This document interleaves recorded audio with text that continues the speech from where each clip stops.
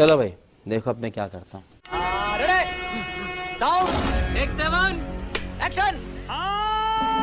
जो हमारा टॉपिक है, धार्मिक कार्ड जरूरी है या मजबूरी है, क्योंकि हम दोनों तरफ से देखते हैं। ऐसा नहीं है कि बयान एक तरफा है, हर तरफ से है।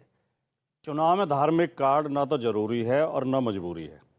अगर राजनीतिक लोग जनता के काम करें, जनता की सेवा करें और विकास के एजेंडे पर राजनीति करें।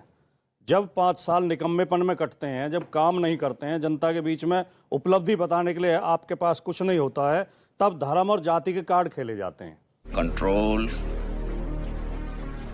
कंट्रोल। और ये इस तरह खत्म होगा नहीं अमीश जी कि कांग्रेस के लोग कांग्रेस के विधायकों के बयान का बचाव करते रहें और बीजेपी के लोग बीजेपी के लोगों का बचाव करते हैं। चाहे मेरी पार्टी का कोई व्यक्ति, समाजवादी पार्टी का भी कोई व्यक्ति धार्मिक एजेंडा चलाता है, धार्मिक बयानबाजी करता है, धार्मिक उन्माद फैलाता है, तो मैं सबसे पहले उसका विरोध करने वाला व्यक्ति होऊंगा और होता हूं। मैं विरोध करता भी हूं, आपके शो में मैंने कई बार किया है।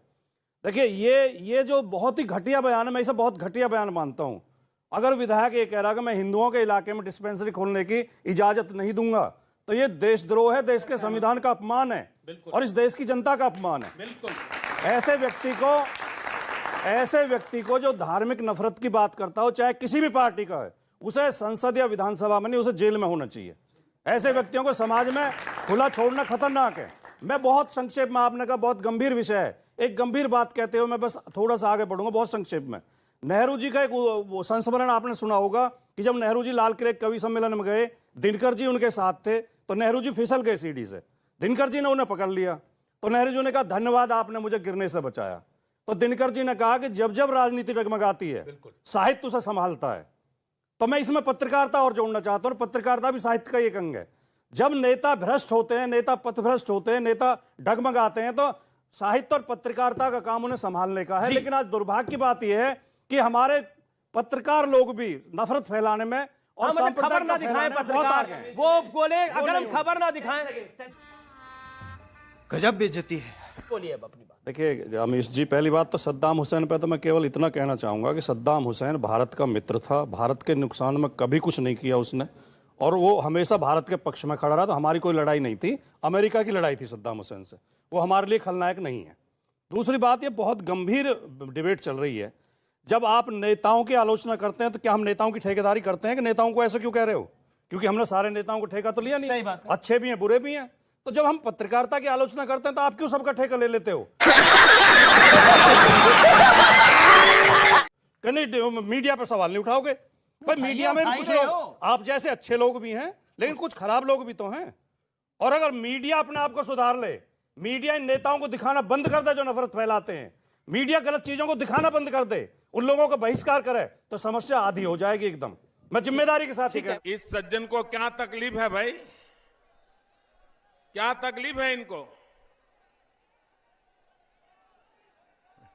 मतलब आप कह रहे हैं वो उनकी खबर ना दिखाई जाए जो ओके पब्लिक कुछ कहना चाहती है। शिवम 2014 में मुलायम सिंह यादव ने कहा था कि अगर इस देश के लिए और आपके लिए, मुसलमानों के लिए खास तौर पर मुझे और कारसेवकों को भी मरवाना पड़ता तो मैं मरवा देता। कौन है ये लोग? कहां से आते हैं ये? अगर उनको नहीं दिखाया होता ना अमीश जी आपने आज, तो ये सारा खत्म हो जाता मामला। मतलब अपनी ही पार्टी में ये करने वाले लोग हैं और दूसरों को ज्ञान मुलायम सिंह का वो बयान दिखाया जाए जो उन्होंने कहा मुसलमानों के लिए इनके आधार, इनकी राजनीति, इनकी पार्टियां टिकी हुई है खून पे। आपका चैनल बहुत जिम्मेदार चैनल है, ऐसी अफवाहें मत फैलाओ अपने चैनल। ताश का खेल होता है। एक मिनट ये कहाँ कहा है? मुलायम सिंह ने ये कहाँ कहा है कि मुसलमानों के लिए कारसेवकों को 2014 में दिखाओ, अभी दिखाओ, रैली में गूगल कर लो, अभी माना पूछिए। किताब नहीं ये पढ़ रहे, टेलीफोन है ना आपके पास? अरे छोड़ो, अब दिखाओ ना। अबे तबे नहीं, उन्होंने बोला दिखाओ ना।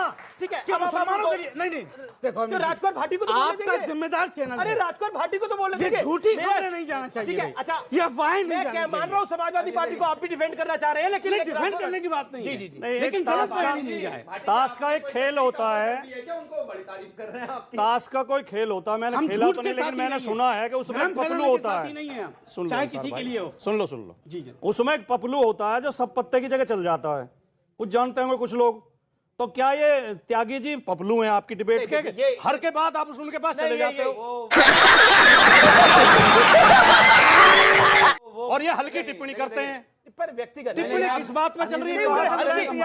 उन्होंने को कोट किया। ये इतने अच्छे चैनल की इतनी अच्छी डिबेट में और इतने अच्छे एंकर के होते हुए ये विज्ञापन नहीं होना चाहिए। मैं अब देखिए, मुझे सफेद बालों का बड़ा सम्मान है और राजकुमार भाटी मेरे बड़े भाई हैं, तो मैं गाली तो दे नहीं सकता। अरे बड़े छोटे अब इनकी पार्टी के डीएनए में गाली भरी हुई है, तो उसमें भी मैं कुछ नहीं कह सकता, लेकिन जवाब दे रहा हूं। ठीक है, सरपंच है वो कह रहे हैं आप सरपंच है क्या? मतलब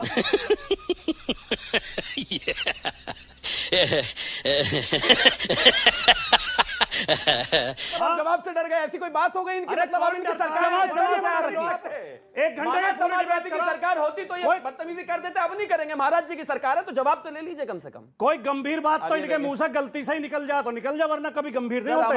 हमेशा हल्की टिप्पणी करेंगे। अच्छा मुझे खत्म, bye bye, tata, goodbye, गया।